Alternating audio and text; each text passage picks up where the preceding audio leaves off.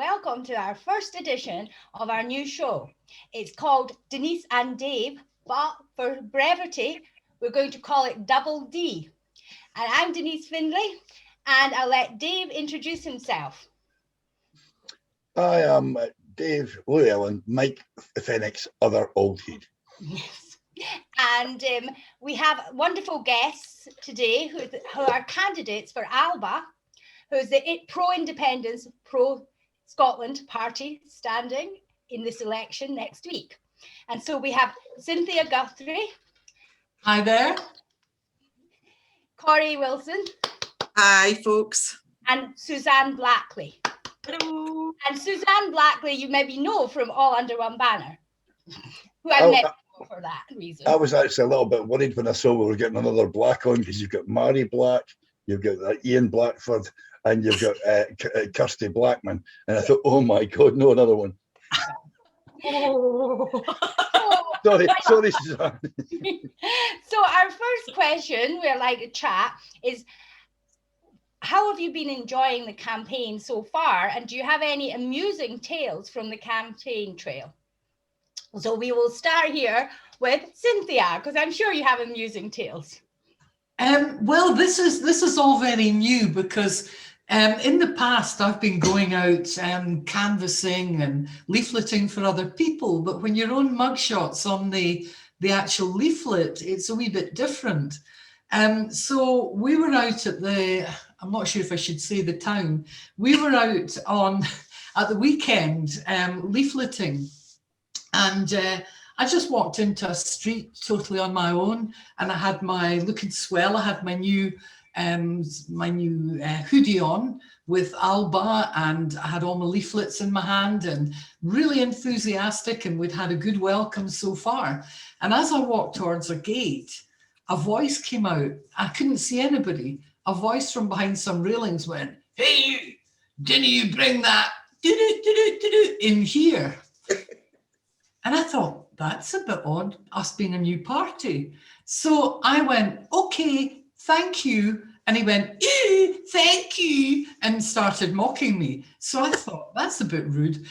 And then I just walked away. So I walked to the next door. And as I did, he shouted, "And don't go around the street, because we don't want your types here, all right?"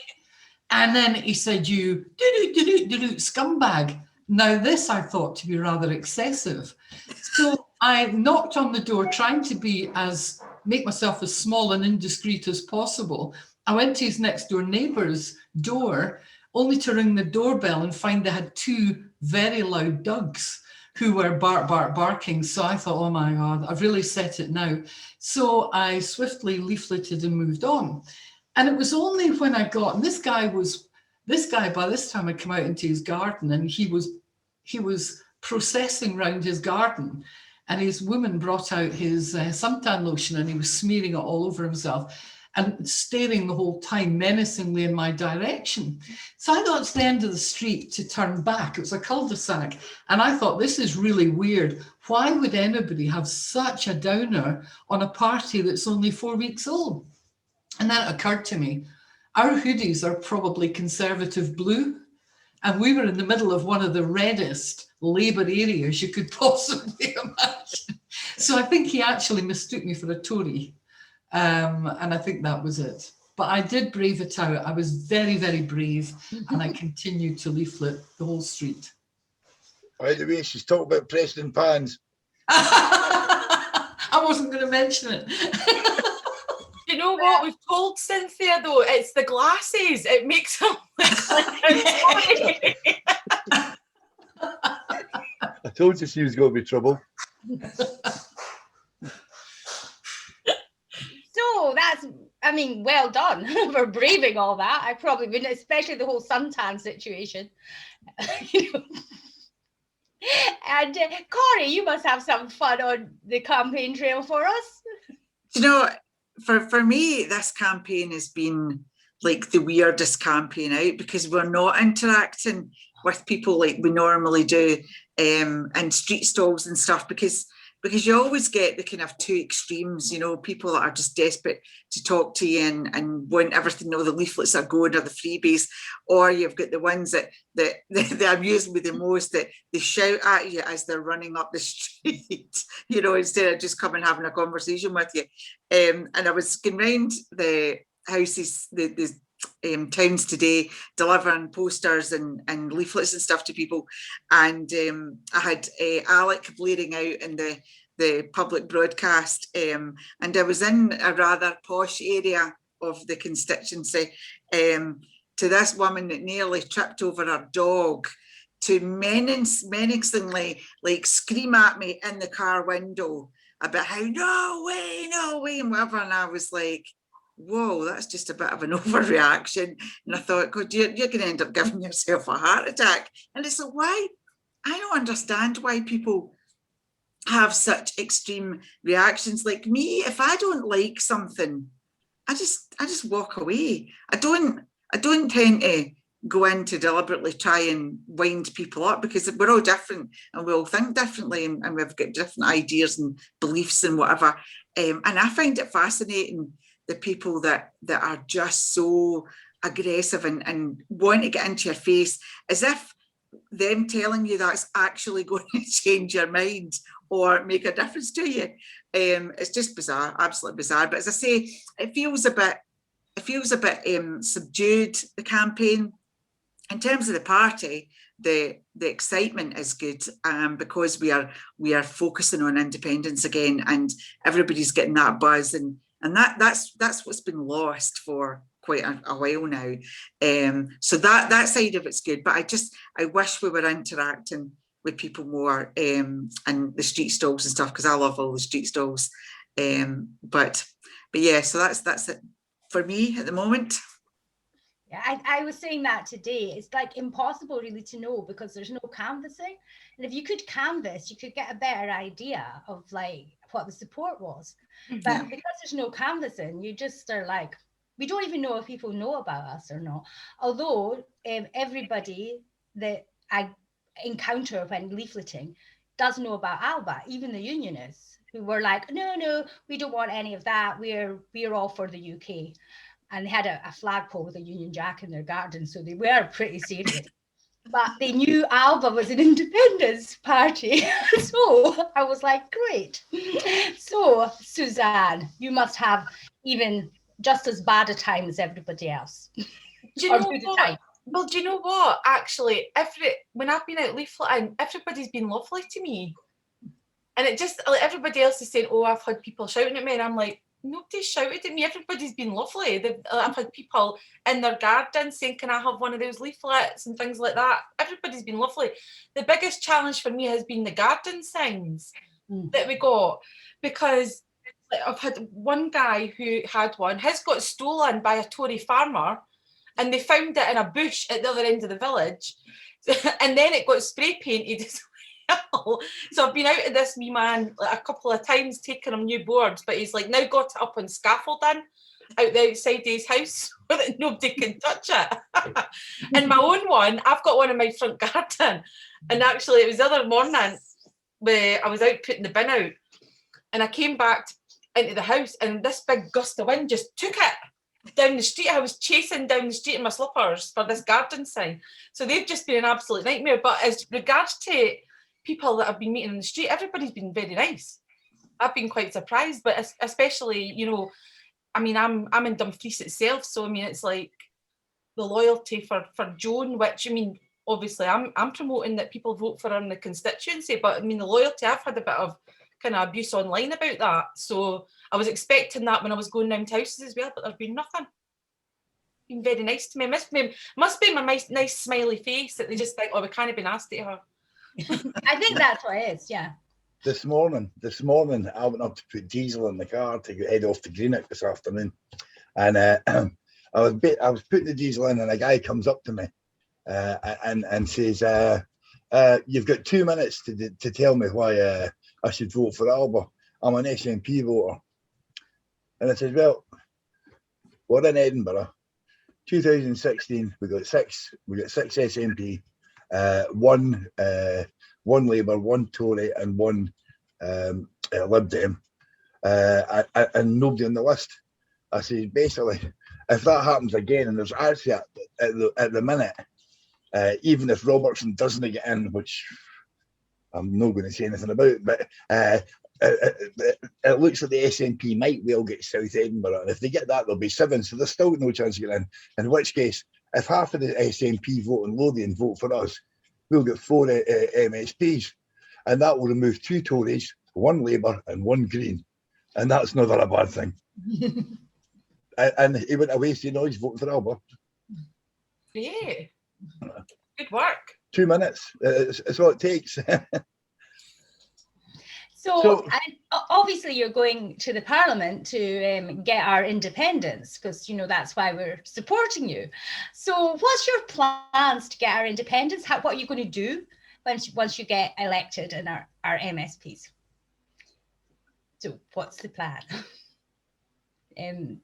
I think, you know, at the end of the day, for me, it's about that is the focus. So when we get elected, not if, when we all get elected, and we're in there first thing on the Monday morning or whenever, and we're at the group meeting, then that's when I expect to see laid out in front of us what it is we are going to do to secure independence.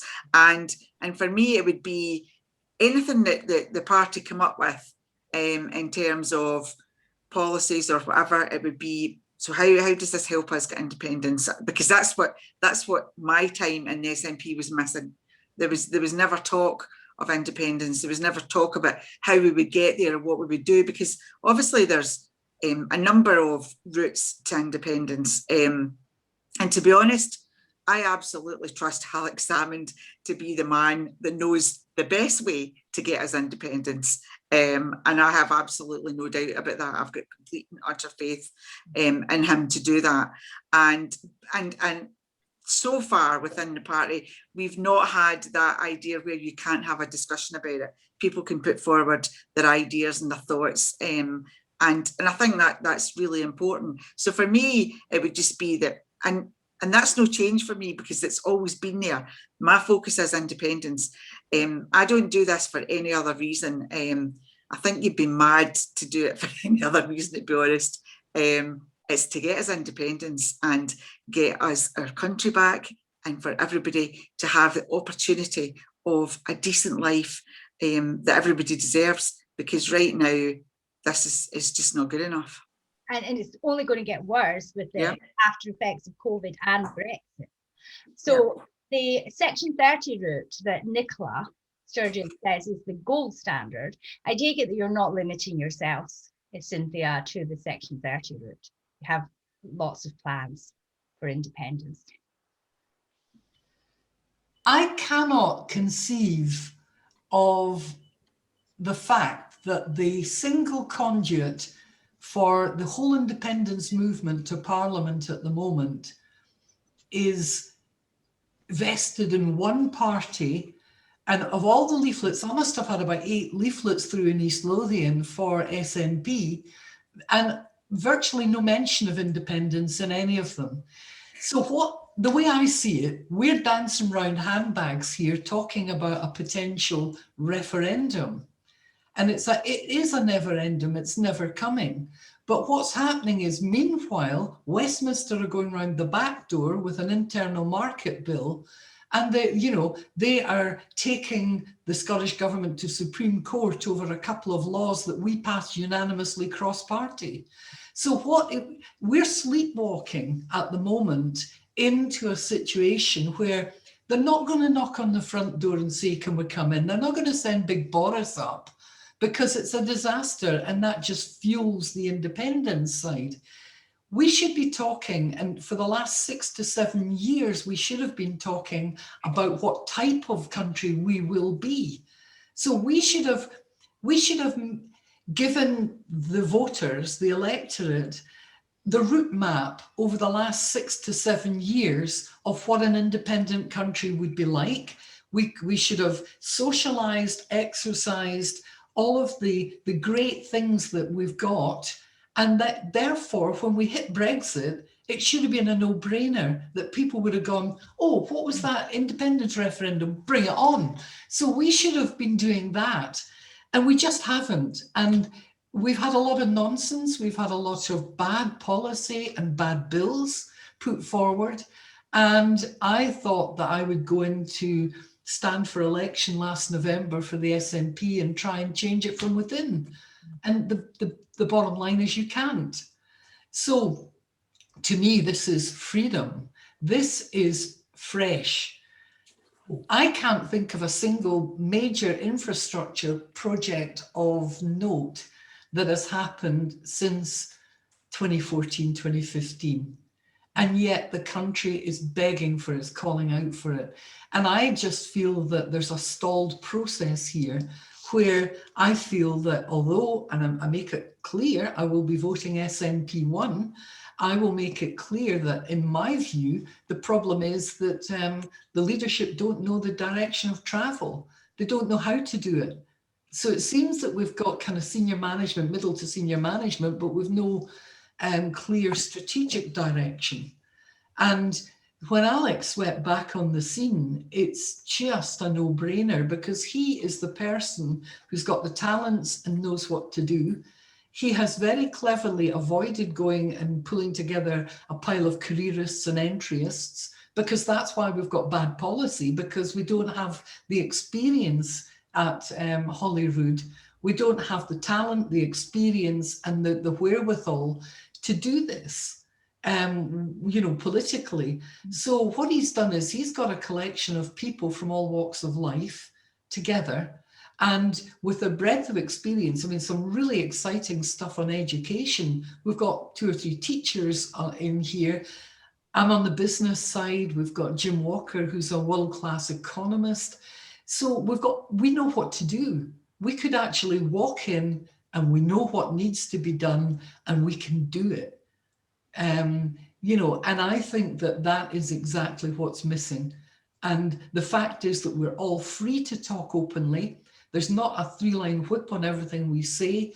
We're not in fear of some Stasi looking through our Twitter accounts and clamping on us and all the rest of it. We're free. We're free agents. We're mature, intelligent people from different walks of life with lots of experience who just want to get in there.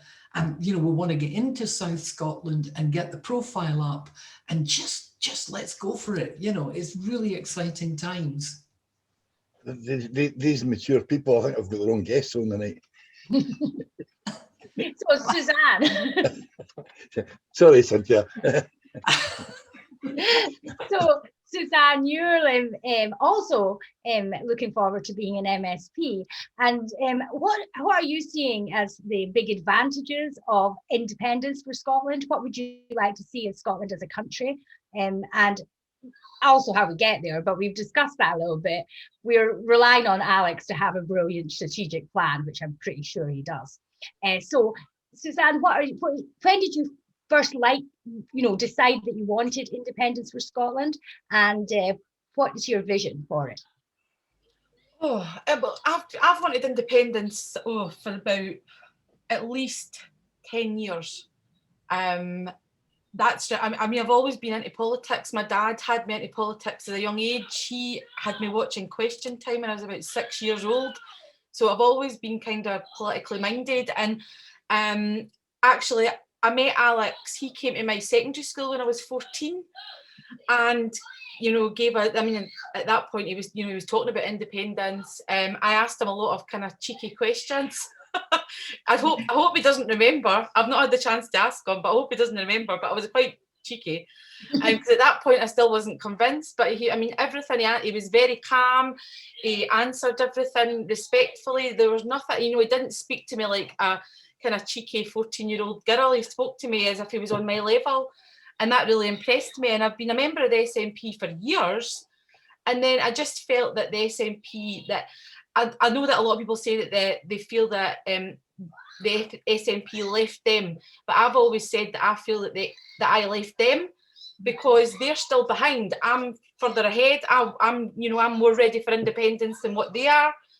There's so many things that we want to do. Scotland is a great wee country, and there's so many things that we could be doing that we can't do because we're still confined to, you know, the agenda of Westminster. We can't do anything that we want to do. One of the big concerns for me is I'm an unpaid carer. I've got a 6-year-old autistic son who you can maybe hear in the background. And, you know, unpaid carers are getting paid £67 a week for care that they provide, which local authorities, if they had to provide it, would be paying over £650 to you know, service to care services to provide the same hours of care for 35 hours a week, which is the minimum. And I just think that, you know, that £67 a week is not a living wage at all for people who generally can't work whilst they're an unpaid carer. They can't, you know, they can't further their career because they can't study full time as well. There's so many restrictions on it. So that's a big thing for me. And I've spoken to a lot of people over the years who are in the same position as me, and they're so frustrated. They write to their local MSPs and they don't even so much as get a response from them. They don't even get, and I've been in that position as well. I've written to MSPs that were currently sitting in the Parliament and I've not even had a response. And it's very frustrating. That was a big reason why I wanted to get in there, along with independence, because ultimately the ALBA needs to be in there to hold their feet to the fire, because it's the only way we're going to get it anytime soon. We're not going to get it, you know, there seems to be delay after delay after delay. And the gold standard, the only gold standard that I'm interested in is independence. That for me is the gold standard. Yeah. Well, I mean, it is Section 30 gold standard, which, you know, I would wonder how many other countries in the world, since it's an international gold standard, has actually become independent through this Section 30 route. I wonder if anybody can answer that question, because it's like none, nobody. It's rubbish. It's not an internationally recognised route to independence. It's just a nonsense thing made up by Nicola Sturgeon to kick the can down the road. So that really irritates me. Can I ask you something really important, Suzanne? Could I ask you something really important? Yes. I'm sure everybody's been sitting like the last 5 minutes on them. What questions was it she asked Alec? Yeah. I can't remember. I think it was just something like, well, why would Scotland be independent? Why would we be better off being independent? I think it was more the attitude that I had. It was like, you know, damn, I thought we were going to get a scoot there. I can't remember. I was 14. That was like, what, 26 years ago? I can't remember. My memory's not that good. Alex Salmon went to my daughter's primary school and he promised them 3 ice creams if Scotland became independent, and my daughter remembers it to this day. So there's a uncosted promise that was made. So you've got a manifesto with like a shake it up dog on the front, and I'm wondering, like, what is your favourite policy, the best policy in that manifesto, and why? Well, should I go? My favourite one is the economic recovery.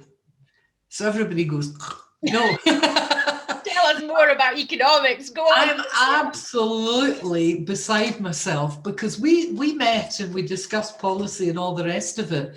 And I can see things that I really felt passionate about are in this manifesto. You know, in terms of small businesses, which have been sidelined for years, you know, by successive governments, they are the employer of people. So we might only see small businesses in the private sector, you know, accounting for about 41% of turnover. The way governments look at it is it's much easier to talk to fewer corporates who yield a higher turnover. And what they do is they bring them in, they fate them, they give them grants, they pay very little in tax.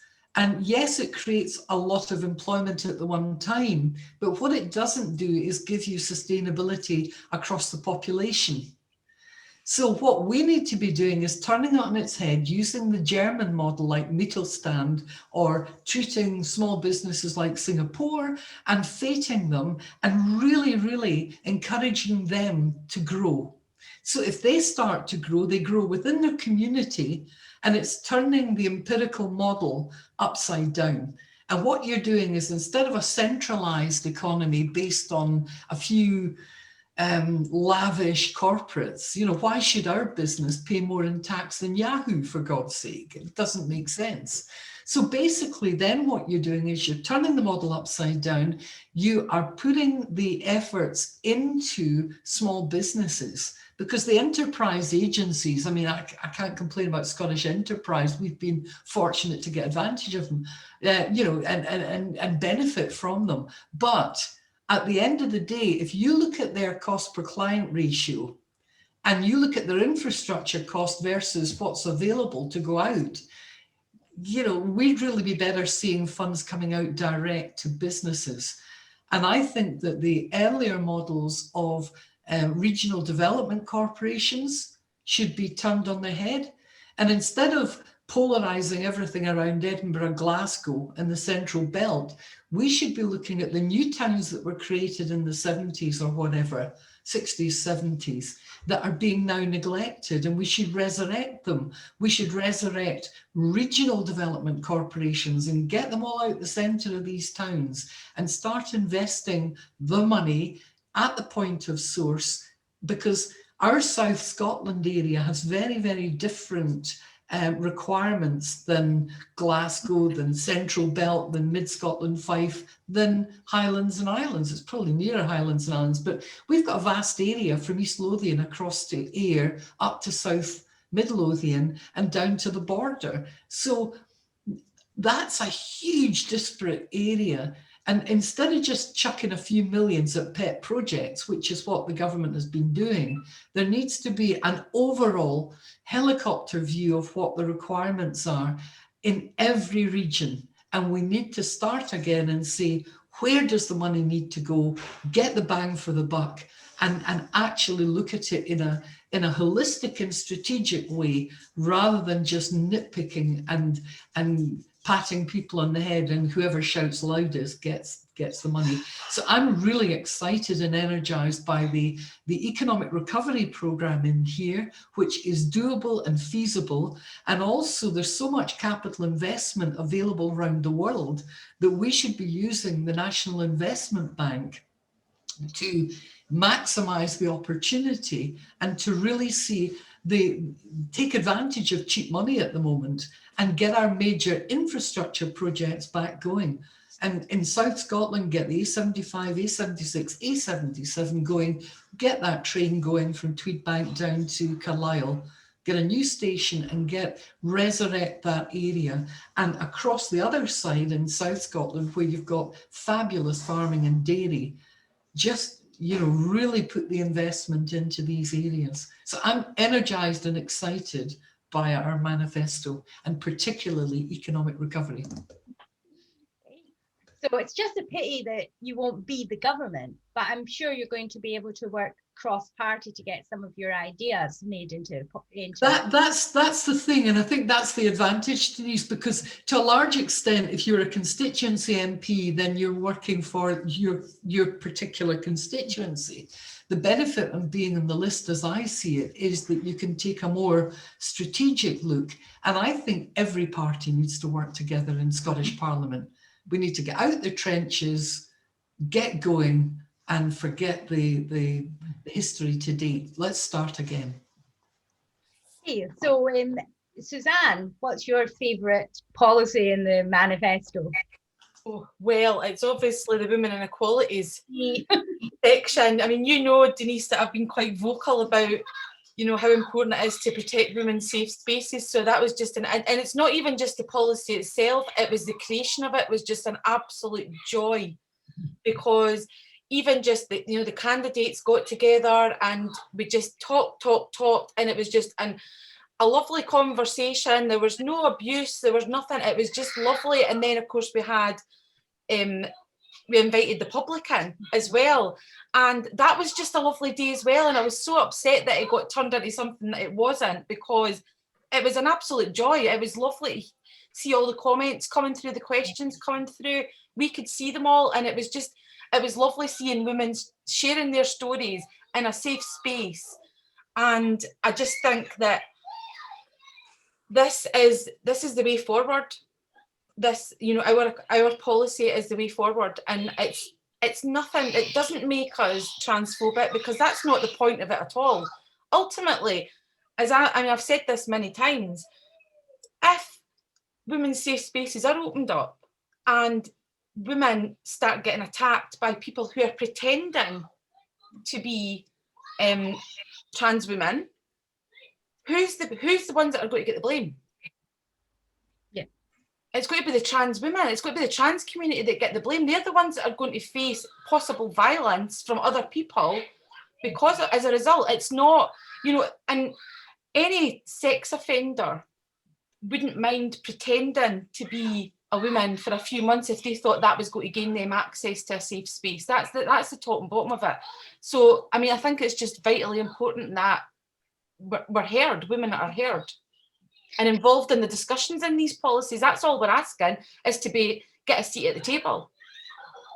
And I see that For Women Scotland have evaluated all the parties' policies towards women, and ALBA got 5 stars, which is the top rating. The Greens were demoted to 0 stars. They did have a half, but they demoted them just yesterday. And I think the SNP got 1. So yeah, so well done, ALBA, for the women's policies, which everybody likes a lot. I think the actual launch and the policy, when it was released on the Monday, was received really, really well. I think the trans extremists had worked themselves up into a frenzy of hysteria and were exhausted by the Monday. So it was actually accepted and everybody was very much in agreement with it. So it was a really good policy. And I think the Citizens Assembly as well is a good way forward. Yeah. So, Corri, what's your favourite policy? You know, it is quite difficult, because in all honesty, there's nothing I don't, you know, dislike about the manifesto. I think it absolutely hits the nail on the head everywhere. If I had to kind of pick issues that have been important to me in the past, it would probably be along the lines of poverty. There are some areas in South Ayrshire and East Ayrshire that are in the top 3 areas in the country for poverty. Children going to school hungry, children having lack of opportunities. And given my past work background, I have worked with a number of people within that environment and families in that environment. And I think in some cases, I get a bit of a bee in my bonnet about communities getting things done to them. People getting elected and go, do you know what? I think we're going to do this for this community. And they come away with some harebrained thing and off they go. Now, some of these areas of poverty I'm talking about have been right back to when they called them SIP areas and all sorts of things.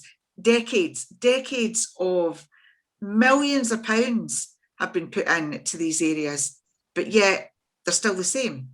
So we need to evaluate why. Why does that happen? We need to think outside the box in terms of what is it that's going to actually make a difference.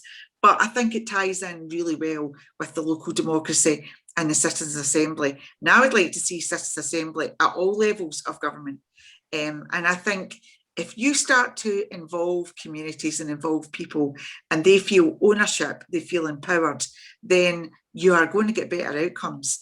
And I think seriously, we need to look at how we're going to address poverty going forward. And I say, obviously, we've put forward our points and thoughts on that. And I would like to see that followed through, because nobody deserves to be left behind. And in a rich resource country like Scotland, everybody should have the best opportunity. The interregional ALBA golf tournament that's going to take place this year, which region is going to win it? Oh, definitely be South Ayrshire. Golf. Oh, Have you not heard of this? No, East Lothian, ALBA interregional golf tournament this summer. As long as I'm not playing in it, they'll win. East Lothian's going to walk You've you. got to say that. No, I think it's done in the regions that you are standing in. So south. We've got Scotland's Golf Coast. Of course, that's right. Yeah, you've got Corri's got Turnberry, Macra, And Prestwick. and Prestwick. I've actually played Royal Troon a very long time. Royal Troon, yeah. yeah, Some of them I can't play. St Andrews.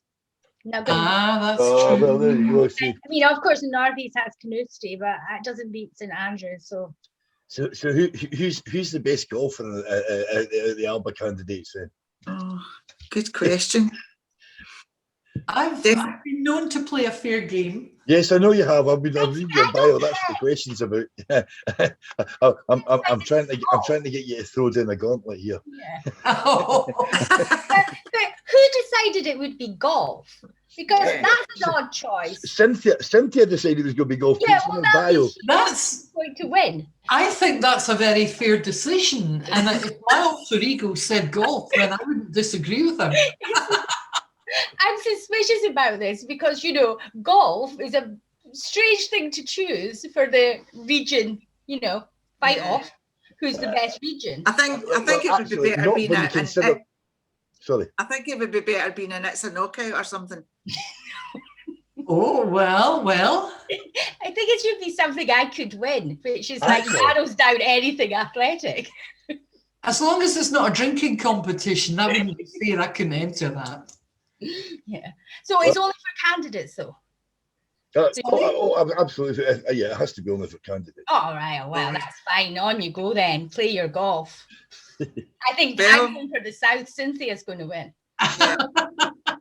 Well, I don't. I've heard that Alex getting that golf weekend that was up for the auction the other day.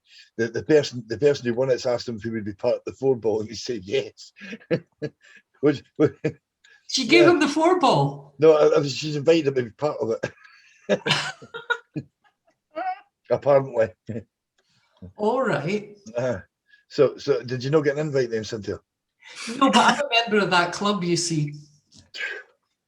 Honestly, I can't even afford. I can't even afford to play a municipal course.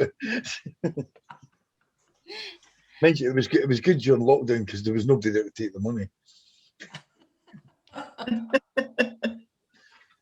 So what are the plans for this week?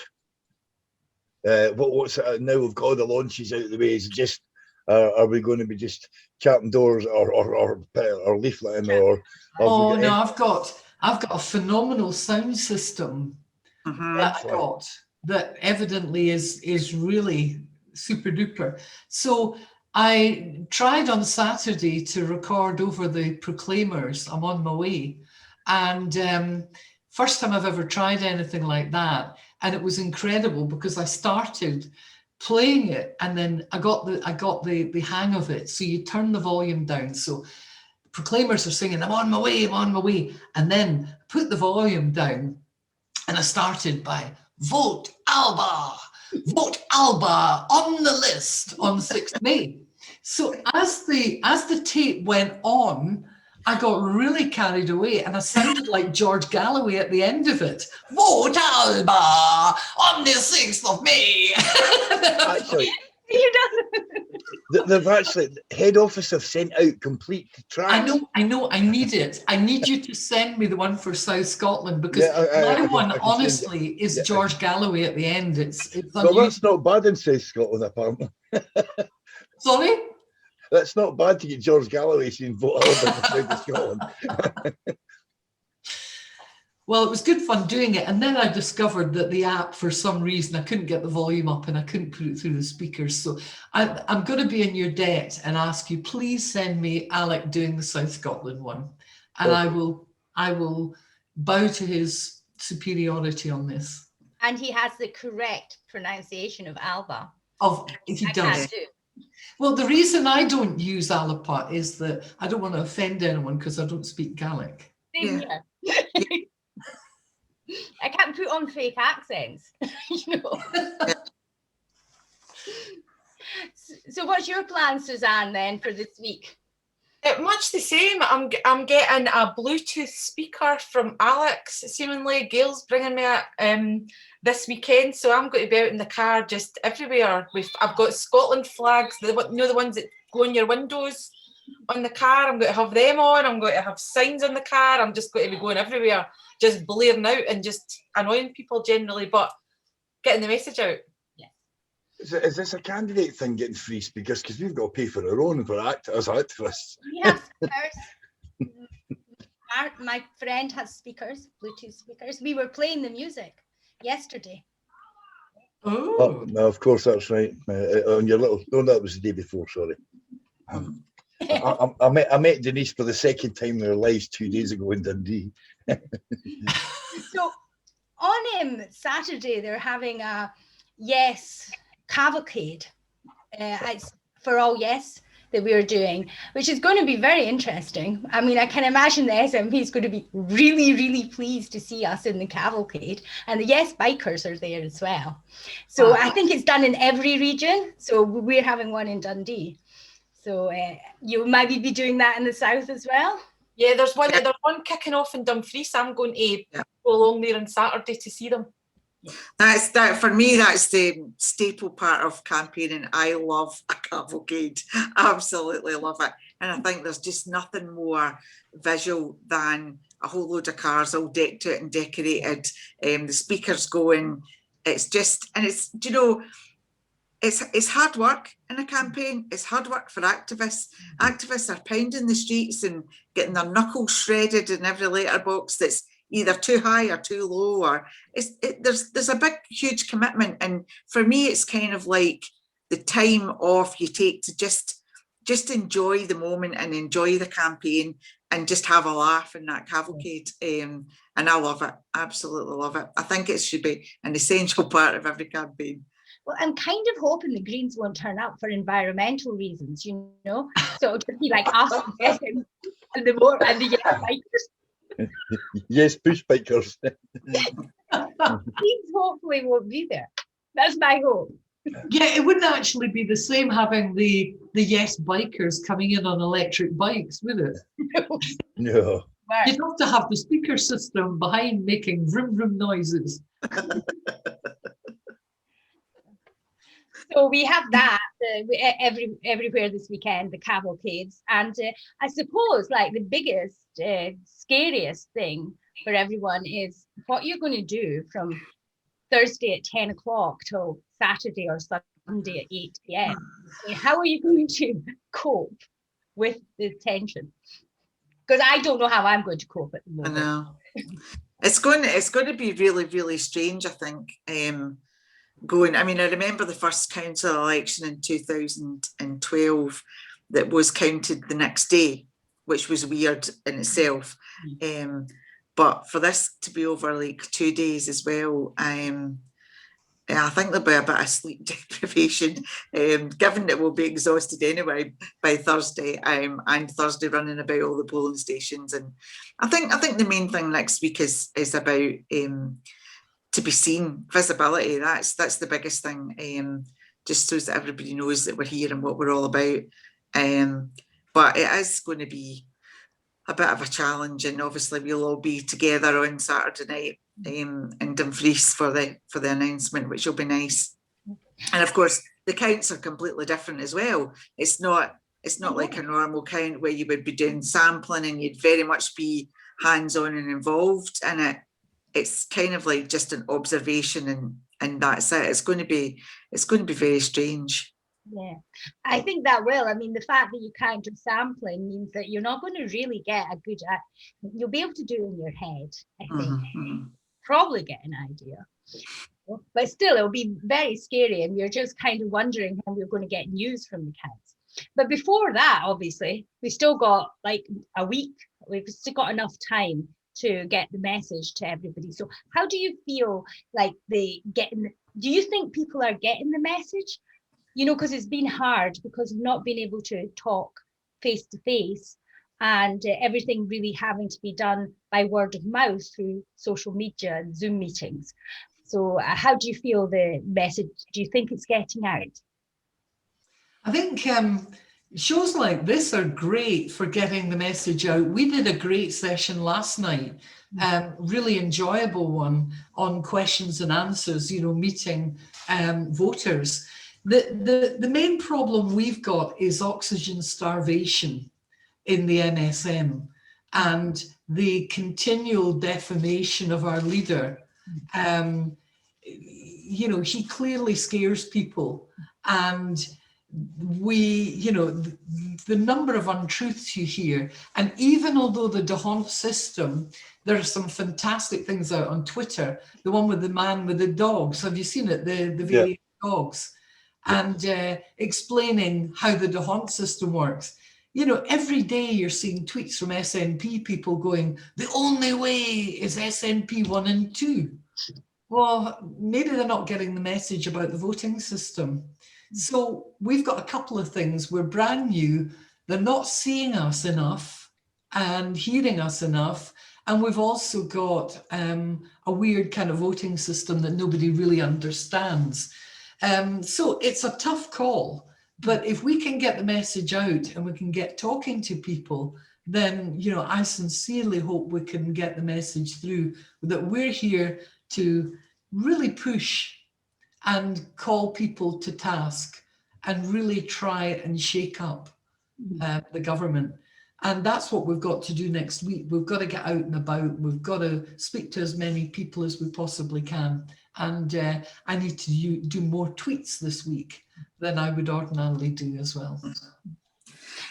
I mean, anecdotally, it seems to be that it is getting out because, you know, I've had people telling me about the Facebook groups and that they were really, really hostile to begin with. And now, as somebody says, both votes SNP, they get a lot of argument back using the arguments that you've been making. So I think that the argument is getting out there, is the wasted vote for many regions. It is, but also it's the divided vote. It's the fact that SNP vote always gets divided and it's only worth a fraction of an ALBA vote, and then getting rid of unionists and getting independents. So the actual party political did really well. You know, that was a good broadcast. That had a good message. And my mum, she's like, was a complete both votes SNP person, loves Nicola, loves her, but she voted ALBA. So. Fabulous. I think in South Scotland, there is a perception that we are displacing candidates, but what people are actually doing when they say you must vote 1 and 2 in South Scotland is that the existing or the previous list MSPs need an insurance policy. Yeah, exactly. So what they're saying is, look, we want to keep these people because we really like them. So vote 1 and vote 2. So if they don't get 1, they get 2. But if you look at the metrics, then they're talking about margins of a yield from 1 to 2.5% on 4 marginal seats, whilst the SNP vote's gone up from 5 to 7% across the piece, across these 4. Plus these people have had 5 years respectively of experience in Holyrood. So they should have been wowing the voters to the point that now we're in very different territory with Brexit. It should be a no-brainer that these people move up into the constituency seats and then ALBA comes in behind and then you're maxing your vote. But, you know, I think it's disingenuous to say vote 1 and 2 just to give somebody an insurance policy. Yeah. I think also in terms of the SNP, there has always been this idea that everybody that came over to the SNP after 2014 were SNP supporters. And I've never believed they were. They were independent supporters who lent their vote to the SNP. And we know that over the last year that they have lost potentially 60,000 members, 60,000 members that left because they didn't deliver on that independence vote. And I think there's a real danger if you stay in that political bubble and all you listen to is people in your own party, then you are getting a very skewed idea of what's going on in the real political world. Now, I've always led the independence campaign in South Ayrshire for Independence, and that group of people involved SNP, it involved Greens, it involved Commonweal, and involved people that weren't in parties at all. And I think that was really key for the point of view that we could all work together for the purpose of independence. But just because people lent their vote to the SNP the last couple of times does not automatically mean that they were going to do it again this time. And actually, I believe most weren't. It's only because ALBA or ALPA or whatever has come on the scene now that people are now saying they will commit to voting SNP in the constituency and ALBA on the list, because they believe that that will be the catalyst that gets us independence. And you need to come out of this political bubble, because you're not getting a real reality check, in my opinion. Edinburgh Central have come out of the political bubble. They've introduced this amazing renegade into the system called Bonnie Prince Bob, who has come from nowhere and is attacking the carpetbaggers that have been put in. And apparently, last night, the bookies were giving them the same odds as Labour and half the odds of the Liberal Democrats to get elected on the constituency. It was an equal third place. Oh no, sorry, equal fourth place. But it was only 3 points behind the Green. Basically, for me, I wish to hell I lived in Edinburgh Central, because if it was, I'd be voting for Bonnie Prince Bob. And he's more independent than Mr. Robertson ever will be. But as I say, unfortunately, I live in Edinburgh North, so I'm still considering whether to vote for Ben McPherson or not. It depends if the toxicity goes out of this debate in the next week. But I know who I'm voting for on the list. Yes. I think it's great to see characters back into politics. Yeah. I think we've had a lot of blandness, and I really think there's plenty of room. And I have to say, I certainly agree with his view of the Disneyfication of the centre of Edinburgh. I think he's got a lot of very good points that he's putting forward. He's certainly very, very articulate, very entertaining. Yeah, he is actually a bit of a hero of mine, but I'm not allowed to say that. Don't tell anyone. You can say what you really think. I'll cut it out later. I have a crush on him. He's like my man. You know, his chat, his he's your guilty pleasure. Yes. Destroying the capitalist system. You know, the careerist carpetbaggers. I mean, I'm like, just talk to me all night, dear. But I can't say that, right? So nobody must know, because like we're not allowed to support. I'll cut it out later, Denise. I promise I'll cut it out later. I had to cry to sleep. My heart beats for him. He's lovely. Guilty pleasure. Absolutely. He's the one candidate in this process, you know. He's got like a really, a lot to say, a lot to bite on me. His glossy hair, his stripes. So talking of guilty pleasures, ladies, that's brought us on nicely. What's your guilty pleasures, ladies? Guilty pleasures. Guilty pleasures. Oh, absolutely. Yeah, I've got one. Yeah, because I'm a jambo. Oh God! My guilty pleasure is sunshine on Leith. Oh. I can see. So I've got a real problem. Yeah, but that's it. God, I thought Theresa May running through the hayfield. Okay, Cynthia, you're a goodie. Corri, you must have a bad guilty pleasure. Oh, I don't know about bad. Probably my favourite pastime is and this will be a bit bizarre, but beer and bonfires. I love sitting out the back with my bonfire at night time and a good old beer beside me in the beer box, and that's me quite happy. So Suzanne, something actually, something that would make headlines in the Daily Record, and that can be hard. You must be boring.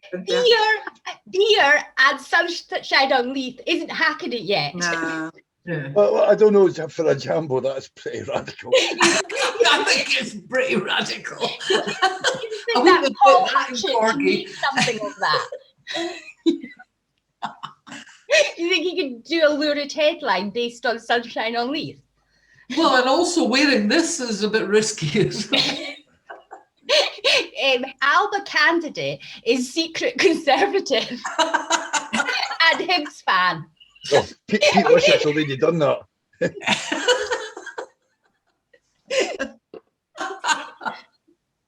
Drink problem of ALBA candidate. Too By the many way, beers. Suzanne has I managed could to get a job with sidestep that question.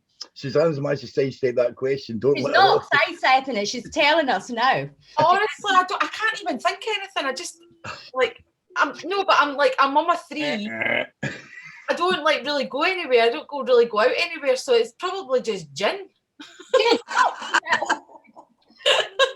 Drink I problem. like trying of gin ALBA from all candidate. sorts of different places. Like I don't just go to Tesco's. I go into like websites and find like local producers in Scotland. I like to try all the kind of the Scottish gins. But I'm not.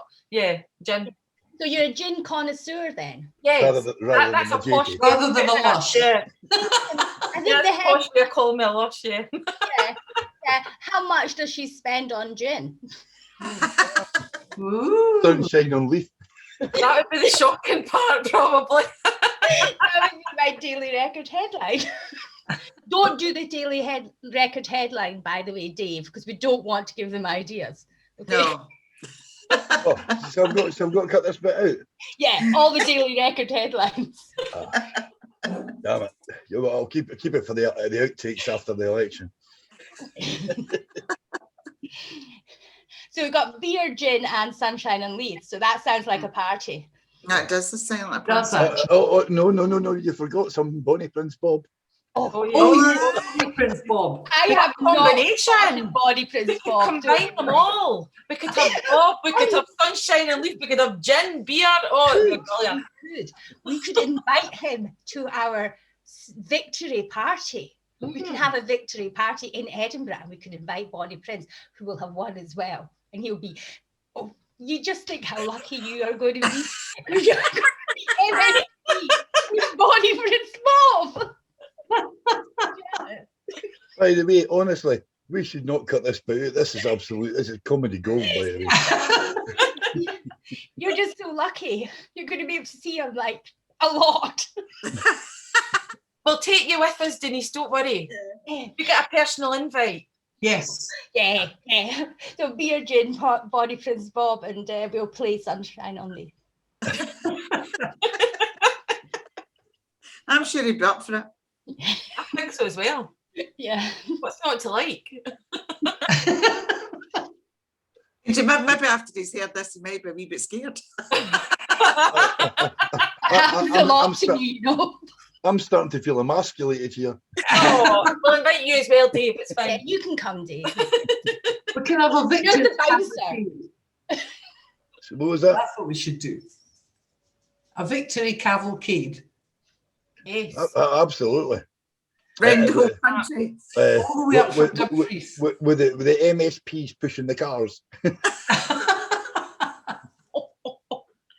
Well, somebody's going to have to start this vehicle independence. It's been broken down for a long time. Oh, lovely link. What can I say? So It's you're my working job. with a pro here, Denise. I know, just LinkedIn. Yeah, well, of course we are expecting you to bring us independence. So, you know, you're not getting out of that as soon as possible. Yeah. I'm not sure exactly how you're going to do it. And you'll probably need to get you're going to have to get the SNP MSPs on site. You're going to have to talk to them. When they I think see it how would much be fun, interesting to know how many, seriously, it would be interesting to know Yeah. how many SNP MSPs, and I don't think there are many MPs, but how many SNP MSPs really want independence and see it as the be all and end all. Yeah, I think that would be interesting. Yeah. Well, I think Jim Fairley's one of them. Mm-hmm. And Michelle Thompson. Yeah. Yeah. It's actually it's really quite hard when you go through the list. There's not that many you can definitely say are completely in it.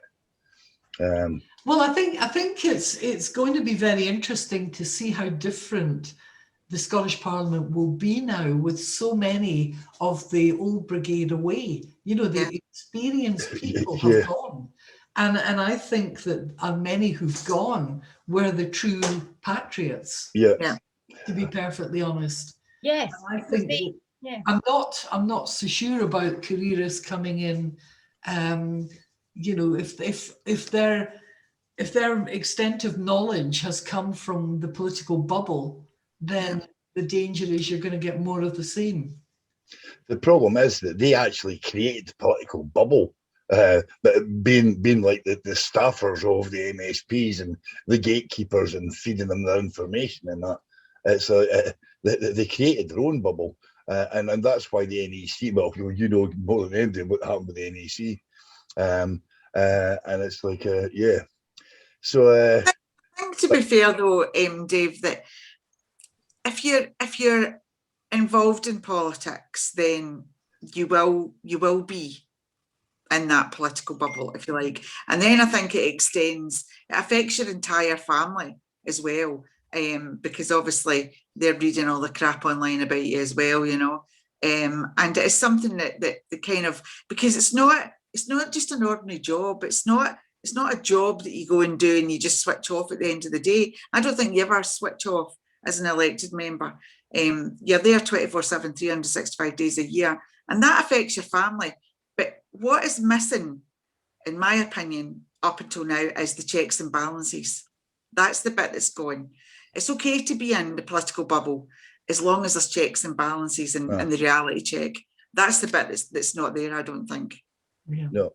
Well, I'm sure you're going to restore it rather soon.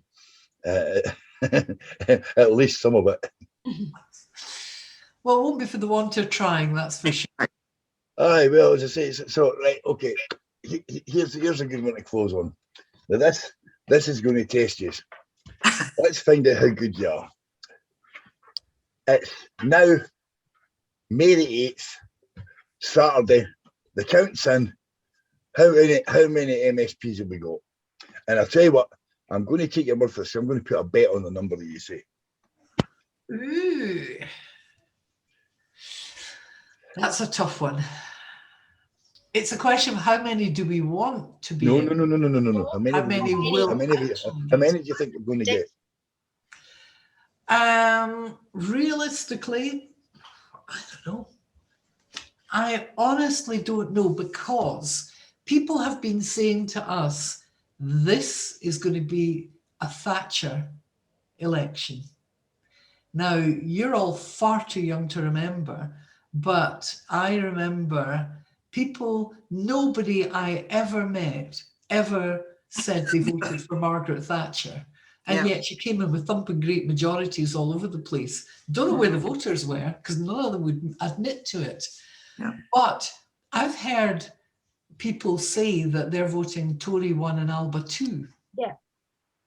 Because let's be honest about it, there are Tories, funnily enough, who want Tory policies but also want independence. I've heard quite a number of SNP people say that they can't say it out loud in case they get excommunicated or I don't know what, up in front of the head teacher or something. But something in the Daily Record. You know. They won't admit to it. But, you know, there are a lot of people who are telling us that they're going to vote. But then people can tell you they're going to vote for you. And they don't. So heads in the block time, how many? Well, I'm going to say if I had to pick a number, it would be 16, but I'm looking for 24. Okay.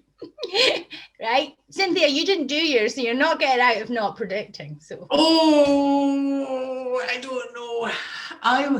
I would love to think that I would love to agree with Corri on that. And I just don't think anyone can call this. I'm gonna cop out of it because I agree with Corri's numbers. That's what we would certainly be shooting for.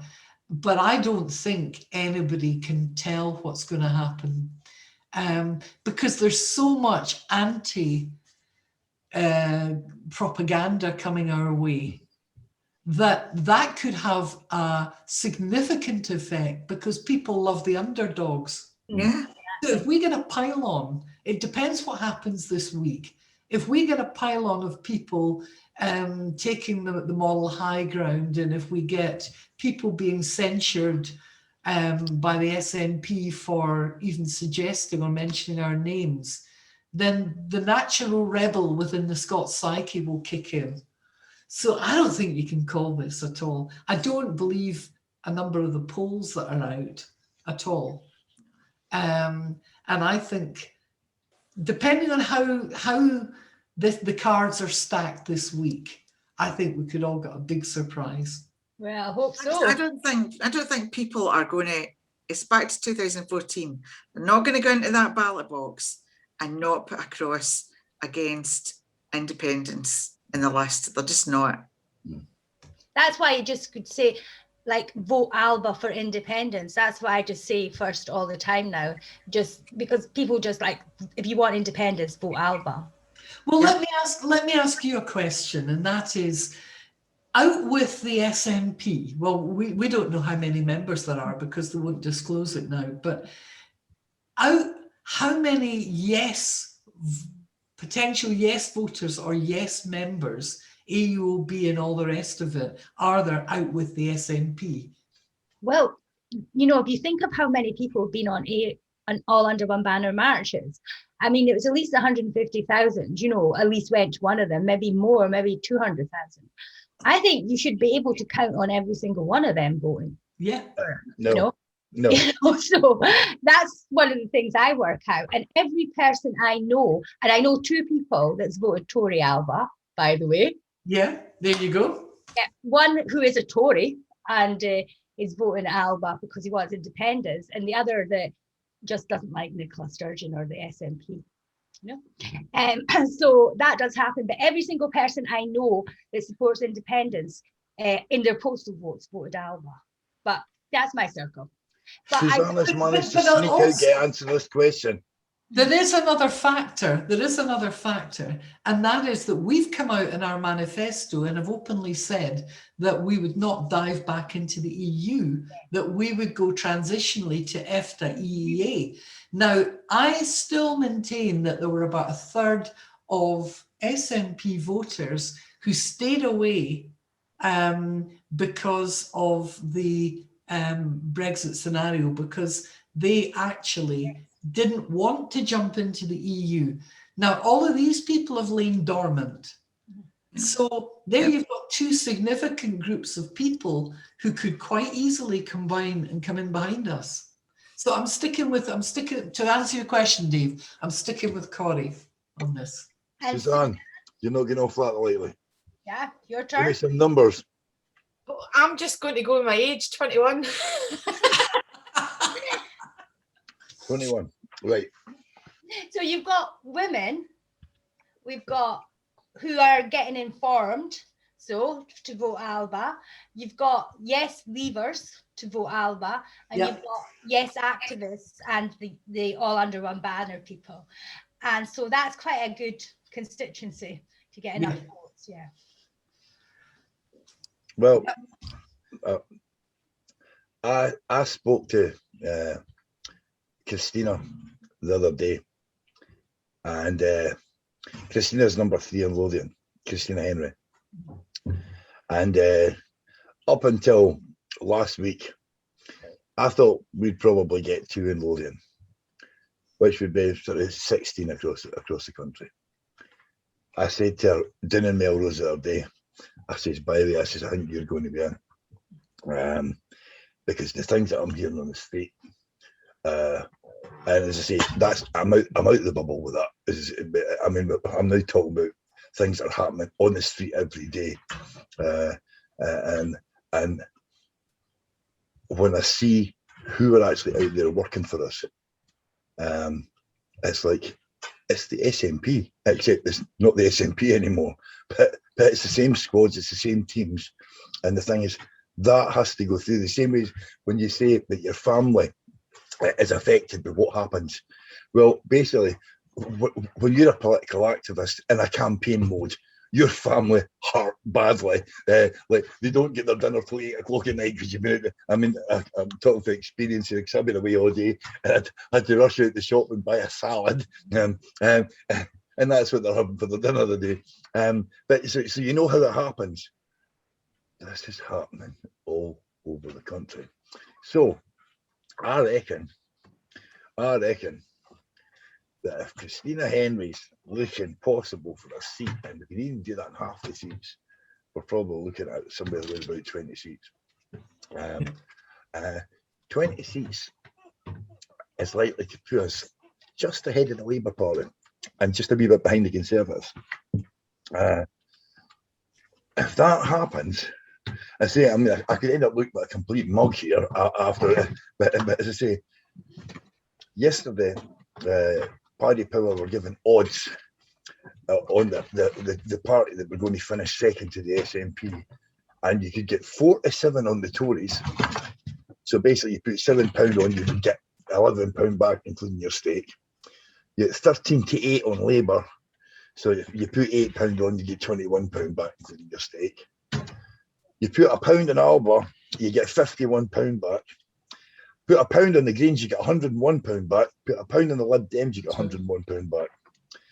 So ALBA's already ahead of them on the books. But the way I'm seeing things on the street there, I'm actually going to put, I'll be on just a small one, a tenner or something like that, at 50 to 1. ALBA end up the second biggest party after the SNP. And then I might be able to afford that £500 bottle of whiskey that Cynthia's going to break on me. Yeah, I might do it as well, actually. But I just want the first minister's questions. The first question from Alex Salmon to Nicola Sturgeon. I mean, I would just like, that would be the amazing day. I think I'll have to take the day off work. I mean, the only thing that could beat that if Bob's there, and Bob might be there, and Bob might get a question. and you see this, we'll be Cynthia, we'll be Cynthia and Corri and Suzanne's guest. Imagine if Bob gets a question the day Alex Salmond asked the first question to Nicola Sturgeon. That would be my dream come true. I think you would then know that Scottish politics was going somewhere. Yeah, we are not Change forever. It would be. I Yeah. always think that when Bob sees this, he's going to be taken out of a restraining order. Bob must never know. This has to be edited heavily. I'm not a stalker. Not yet. Actually, I think you might have to. Lockdown. I think you might have to stand in a queue for that. I think Julie Logan's. I've got competition. Oh, definitely. Everybody loves a long-haired socialist.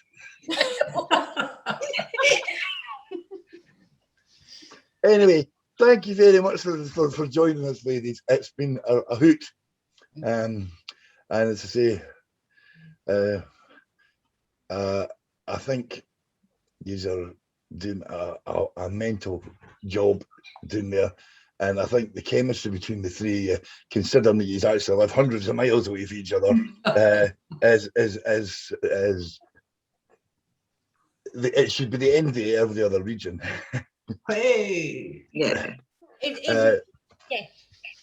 No, I think we've got a fantastic team in terms of geographical. We're like one in the middle, one at either side. Absolutely brilliant. And I think I would absolutely be pushing to get the three of us elected, and I think we would be a formidable team for the South. Absolutely. And I'd also like to thank you for standing, because you got so little notice. You knew about ALBA on a Friday, and well, you probably knew the week before or something, and you all signed up. And so that's really, really brave. And I have like this thing like Rebels for a Cause. And that's what I think of all the candidates. And it goes Rebels for a Cause, Poets with a Dream, and You'll Never Let the World Die or the Dream Die Without a Fight. And I think that's how I think of all the candidates, how brave they are. And you've just gone into the lion's den for Scotland. And I'm really like amazingly proud of all of you. Amazing for Scotland. Thank you.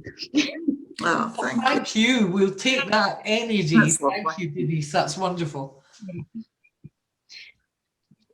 thanks very much again for coming in, guys. Say like we'll try and get this out tomorrow night, assuming that we can get all the edits to save Denise's blushes from Bonnie Prince Bob. Although probably won't edit it at all. I think you should keep it in. Definitely. Right, should we have a vote? We'll have a vote. We'll do it democratically. Should we keep it or cut it? Oh, I told things I was. It's a keeper.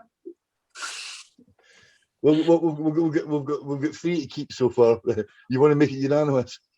No, edit it or edit bits of it. Don't make me look too needy. See when you invite him on the show, I went back on. Yeah. Get Bob on the show. It's like you can imagine it that night. It's just, I'll be sitting asking all the questions. Denise will be sitting. Just be sitting like this. Trying to get my right side. Don't even let me think about that. Brilliant. Okay, guys. Thanks very much. Right, thank you. Thank you. That's great. Your campaigning, and we'll catch you on the barricades somewhere. And good luck with Double D. Yes, Yeah. fantastic. Love it. Yeah. Love it. Okay. Okay. Night night. Bye. Okay, Thanks. Take care. Bye bye. Thank you. Bye.